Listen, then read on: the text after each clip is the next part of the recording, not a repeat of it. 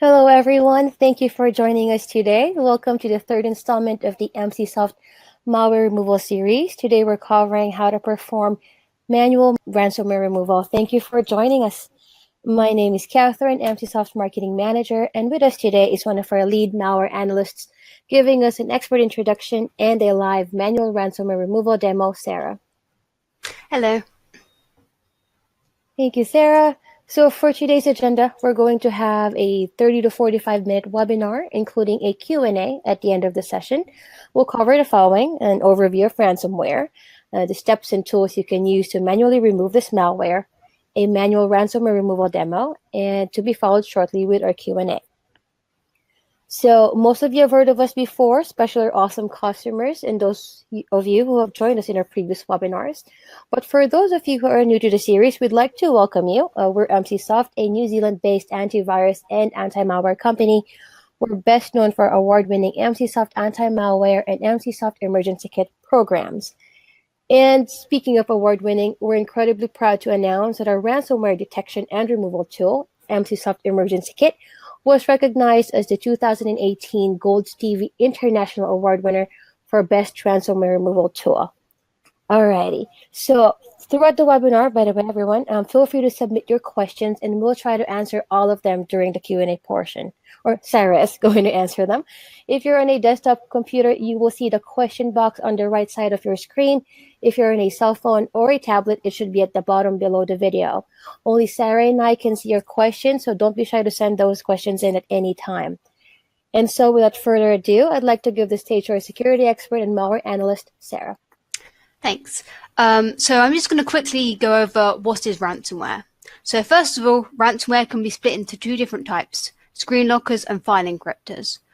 Screen lockers are usually only prevent you from accessing Windows. They demand payment to unlock the system, but usually do not do any actual damage. They were the most common form of ransomware in 2011 and 2012. File encryptors, on the other hand, encrypt users' personal files or the entire hard drive on a machine, which prevents the user from accessing their files or their computer unless they pay the ransom. File encryptors became the most common form of ransomware after CryptoLocker in 2013. Okay, so first of all, we're just going to quickly go over the different tools that we are going to use in this webinar. VirusTotal, it's an online multi-scanner with over 60 different vendors providing their engines. ID Ransomware, it's an online ransomware identification service. Process Hacker and Process Explorer, they're a more detailed version of Task Manager. Auto Runs is a tool that can be used to see what applications are running from various startup locations. Emsisoft Emergency Kit, as we mentioned before, is our own portable application for cleaning up malware. And Emsisoft Decryptors. Emsisoft's released a number of decryptors for various ransomware. So now quickly to cover the main different steps that you'll be facing if you are dealing with a computer that has ransomware. First of all, it's important to identify the infected machines. You can usually do this by checking the file ownership of encrypted files or ransomware or ransom notes. And if you have any logging systems like IDS, then you can also use them to check if like suspicious behavior.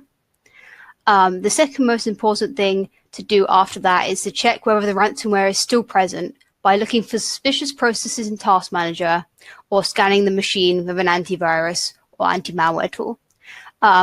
And one thing to note with this is to make sure that you dump the processes before killing, and also to make copies of malicious files before deleting or quarantining.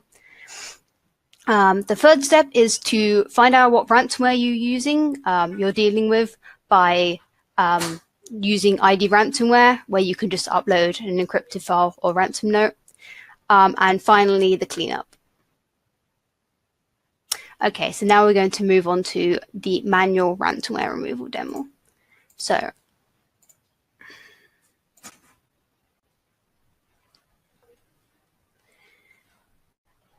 So here we go. We have a machine that has been hit by ransomware. You can see they changed the background to a rather scary skull. For this demo, we're using a ransomware called Exorist.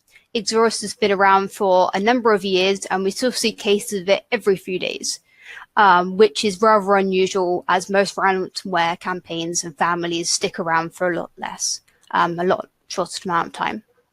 And Exorist, as a ransomware family, is they provide a ransomware constructor kit, which allows even the most novice cyber criminals to click together a ransomware.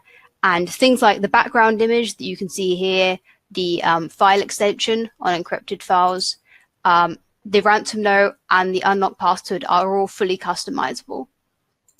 We picked this variant randomly out of thousands that exist.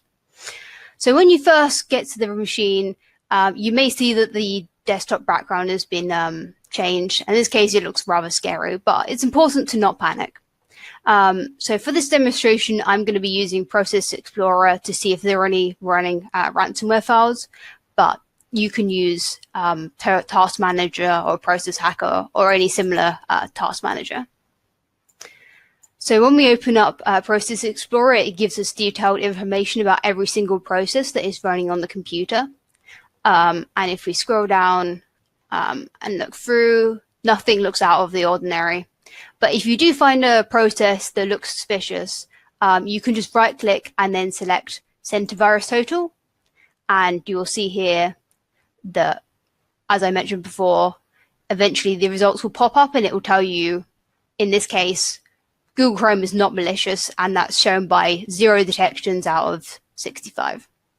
So we can assume that the ransomware quit after it finished encrypting the system. So let's move on to autoruns and figure out if the ransomware added any startups. And we can see that there's a little, there's a process here with that skull icon, the same one that was added to our encrypted files.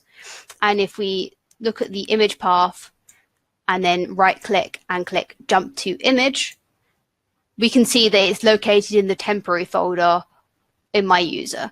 And the fact that it's in a temporary folder is very suspicious, along with the fact that it has the same icon as the file. And if we go back to auto runs, like before, we can right click and then select check virus total.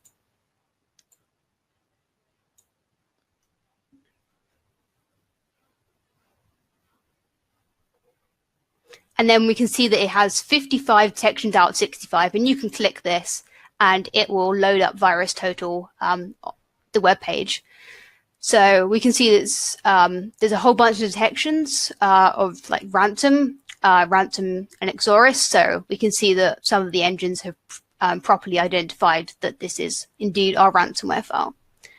So just to remove this, we can just right click and then select delete.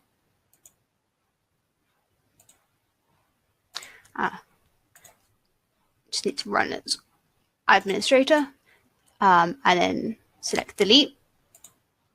And then we can also select delete on this.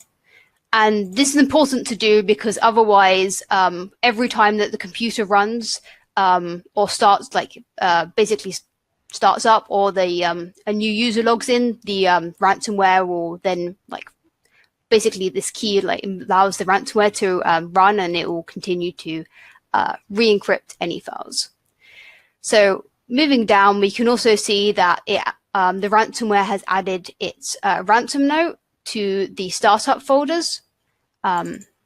Basically, the ransom note just tells you it demands the payment and saying that your files are all encrypted. So we don't really want that running every time the user logs onto the computer. So we can just do the same process before and then right click and select delete to both of these.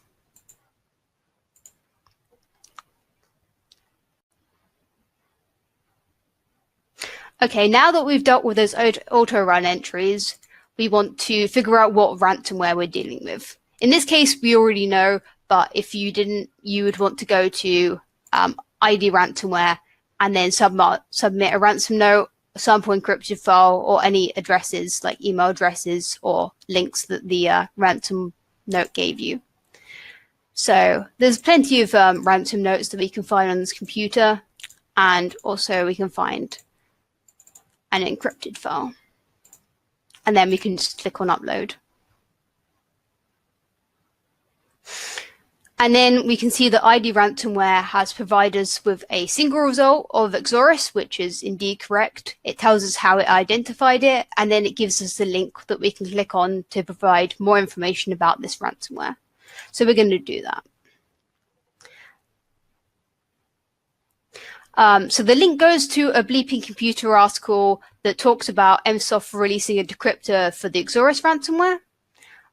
So we can just scroll down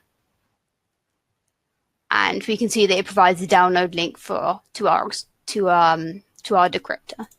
So we want to download that. I'm going to copy it to the desktop as it's just easier. And then we want to find an encrypted file and an original version of said encrypted file. So I'm going to copy that and then grab my encrypted file that I have elsewhere. So it's important to be able to find an original file of this of the encrypted version, because the decryptor needs to use both of the files to generate the key to decrypt your files. So I'm just going to highlight them both and then drag them onto the decryptor. And then we can see that it's starting to brute force to find the key. So this will take a little while, as depending on how new or what the specs your computer has, as well as what the type of encryption the ransomware uses, will depend on how long this will take. Sometimes it can take a few minutes, sometimes it can take hours. So like it says, this will take a while. It's best to be patient until it reaches completion. One thing to note when dealing with ransomware decryptors is that they are not entirely perfect. A lot of ransomware is programmed rather shoddily and has many mistakes. Some ransomware can damage parts of the files they encrypt, and sometimes there can be no way to recover these, unfortunately. So in general, it's best to check the user's information on the decryptor's download page to figure out if there are any restrictions and how to use the decryptor.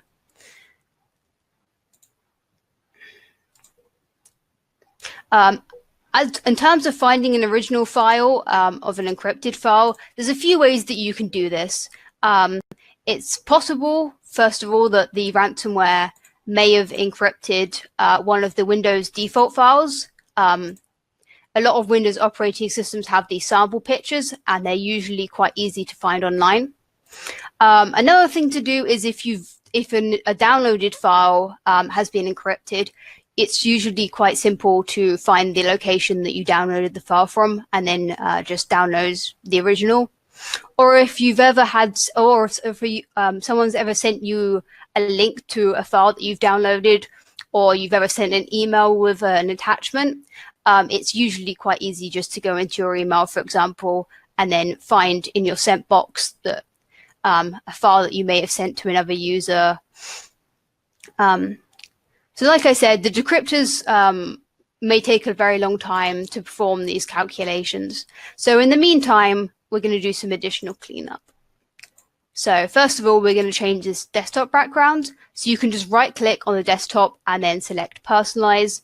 I'm just going to change it back to the default picture, but it's very easy just to change it to whatever you originally had. And then we want to deal with the fact that all the encrypted files have this skull icon. So to do that, you need to press the Windows key, R, and I've already typed it in, but you need to type in regedit and then hit OK. And then we can see regedit opened.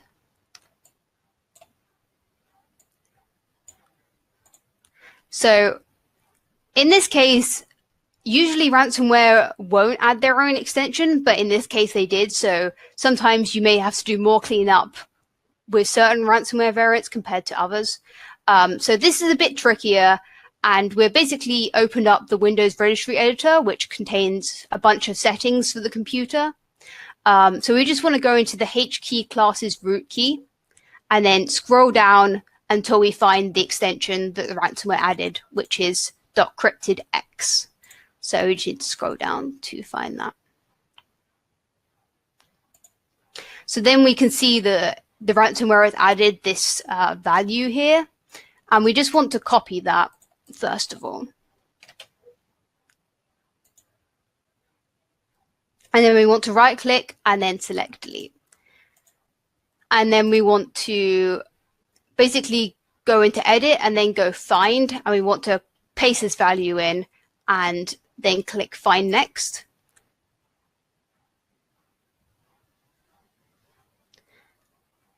So then we see that it's added another key with this, and it has the information that would mean that whenever you clicked on those files, it would instead run the ransomware.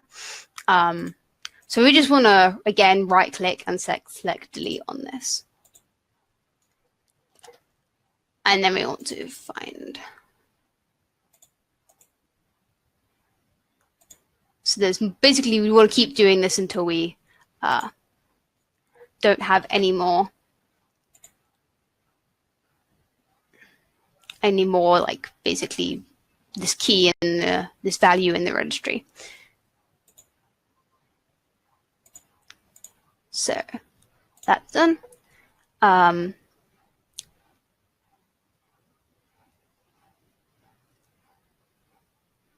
So basically next we just want to clear up some of these ransom notes that we can see lying around. So just want to go to. So basically you just want to copy the ransom note file name and then paste it into the search bar in the Windows Explorer.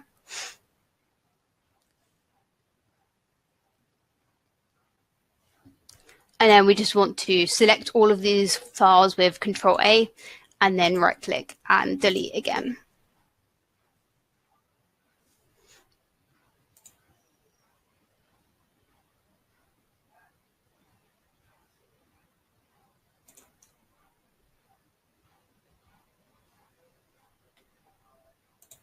And then sometimes some of the files may not be able to be able to delete it because they're in certain areas that your user doesn't have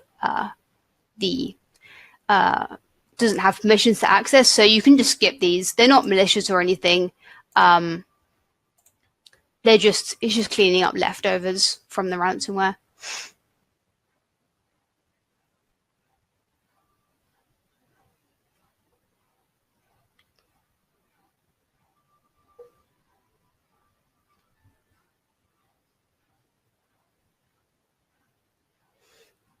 Okay, so then if we search for that file name again, then we can see that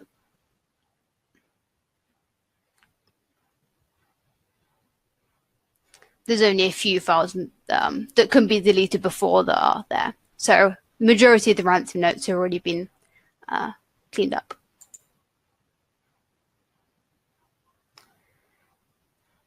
So while the decrypt is still running, it's probably a good time to go over some prevention tips.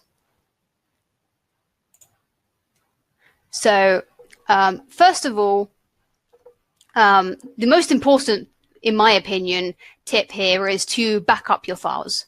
While backups don't prevent you from getting ransomware, they do help with mitigating the damage. And also, it's an important thing to note that if, for example, your computer hard drive dies, it's really, you might not be able to get your files anyway, so backups help in those cases as well. Like, this is really important. So the general rule for backups is 3-2-1. Have 3 copies of your important data, and 2 of these copies should not be accessible on your system. So either in a cloud provider that provides cloud backups or an external hard drive. And 1 of these copies should be stored off-site, either with a company that does backups or, again, cloud backups. And also the important thing about backups is you should regularly test them to make sure that they still work and you can still access your files, and make sure that they're up to date, because you don't want to lose months of data just because they're outdated. The second most important tip is to close RDP or limit the amount of remote access software you have. So one thing to know about RDP is if you don't use it, then it's a really good idea to disable it. So if you can, if you have to keep RDP enabled or remote software, it's a good idea to basically restrict it to restrict the access to only certain IPs or IP ranges. But if that's not an option, then changing the port from the default value to something else can also make it slightly harder for the attacker to figure out that you're running remote access software. Also, when you're running RDP, it's really important to make sure that your passwords are secure. Otherwise, it's possible that an attacker could basically just brute force the password and then get complete access to your system. And when it comes to break-ins via remote software, remote access software, no protection software is unfortunately going to be able to help you, because once they're in, they have full access, and the attacker can just simply uninstall or disable the software that's protecting your system before running ransomware or other malware. So it's important that you lock down RDP or other remote access as tight as possible. Another thing to note is that it's important to regularly update your operating system and other software, as this means that you can avoid being targeted by exploits and drive-by downloads. And in the case of like Eternal Blue and the other exploits that released a year ago, it basically stops malware being able to spread laterally across your systems. I've touched on this slightly before, but it's really important to have secure passwords.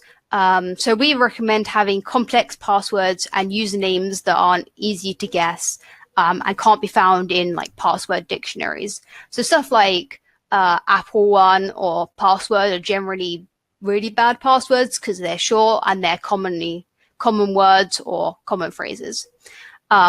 Otherwise, it's very possible that you could fall victim to a brute force attack. And this happens to thousands of companies every single year. So it's really important.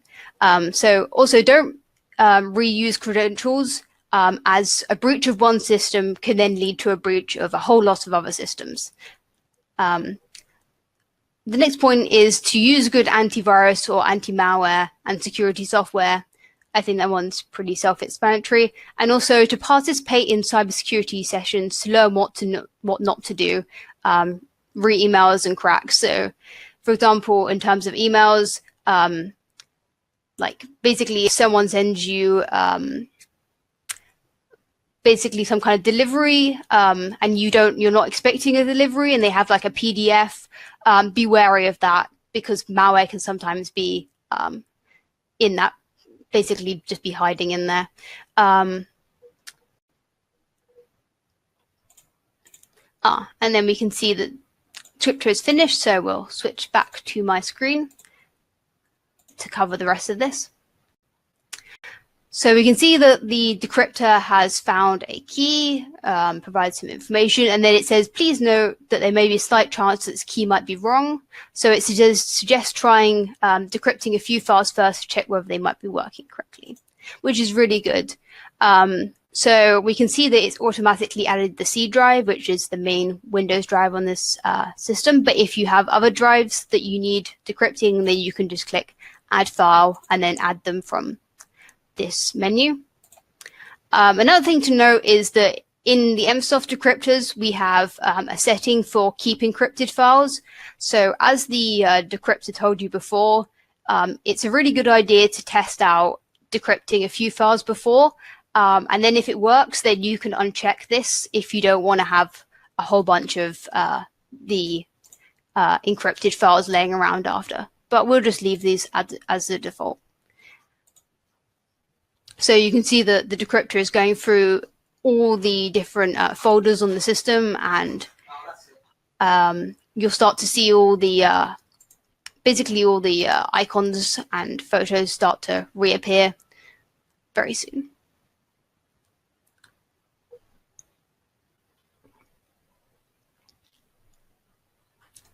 So we can see in our wallpapers folder where before we had a bunch of encrypted files, now we have the files there back.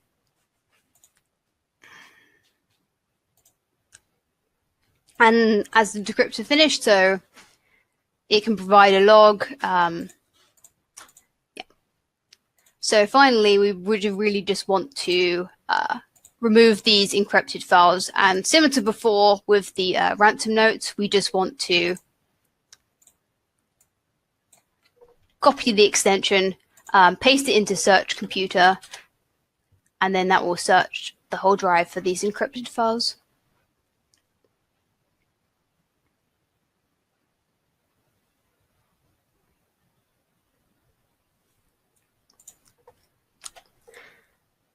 So we can select all again with Control A and then right click and select delete.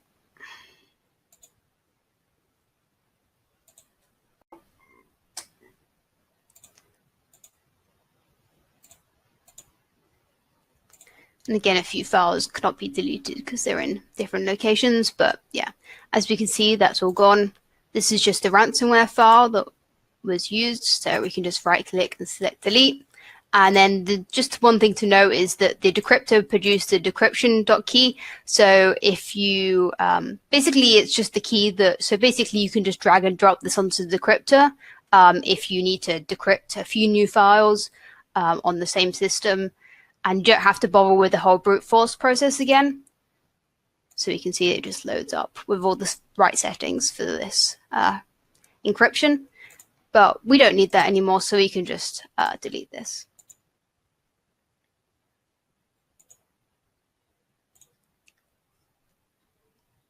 So yeah, that's the end of the demo. So now to thank you. Sorry, there we go.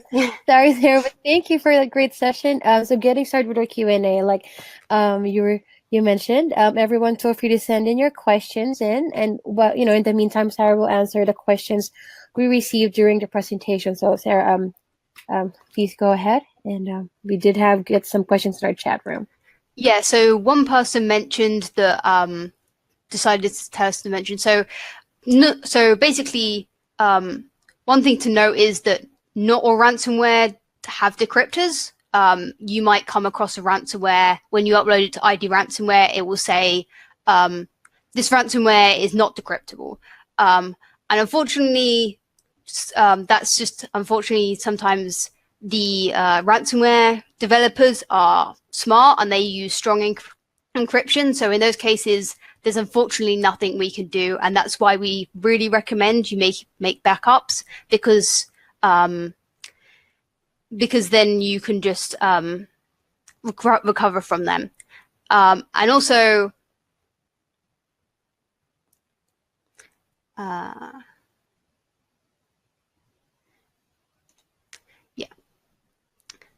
then another good tip was mentioned in regards to RDP is that it's generally recommended to use a standard user account for daily use and not an admin account. So that can help with restricting permissions down.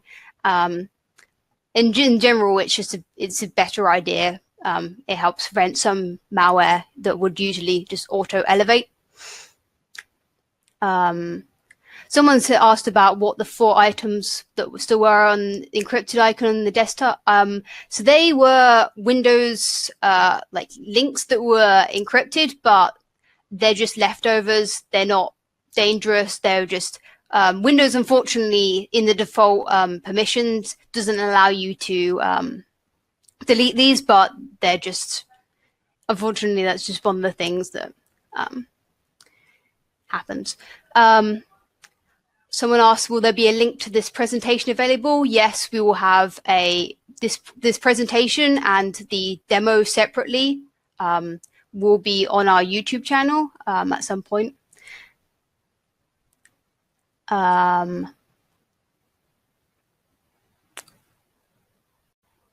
So what would be the best protection method for protecting yourself while using a mobile phone or tablet?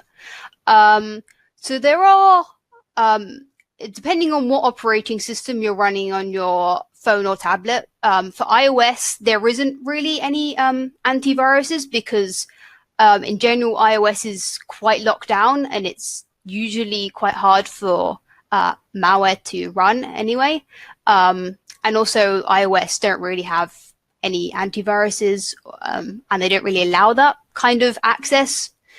But for Android, we have our own mobile antivirus. So that's from the Google Play Store, and there's a lot of companies have their own as well. So Android does get malware. It's not super common if you're just downloading from the Google Play Store, but occasionally there can be some malware on the Google Play Store. That's where Google doesn't do as well as Apple with iOS in terms of locking that down. But yeah, if you're worried about getting malware on a mobile phone or tablet and you're running Android, then I would suggest downloading an antivirus off the Google Play Store.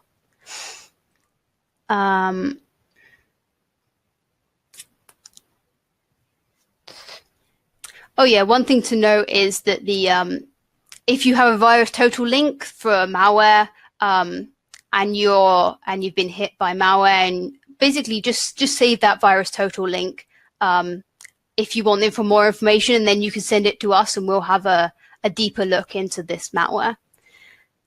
Or if you have the file that you dumped before or kept, you can also just send that as well.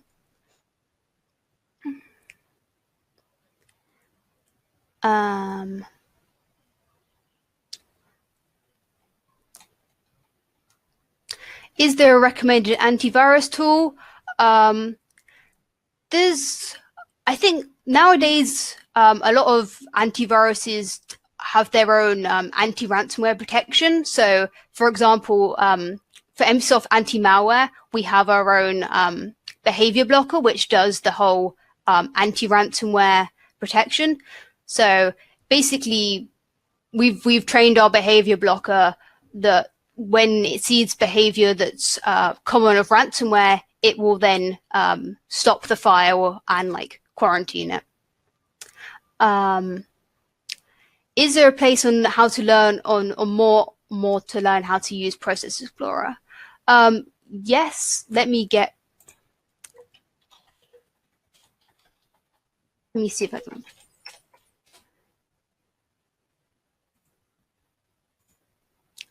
So basically, the Process Explorer is a free tool from Windows sysinternals. They have their own documents on it. And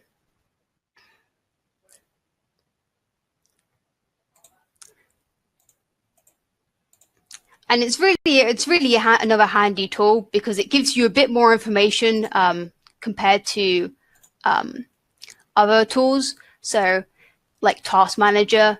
So it's really useful. How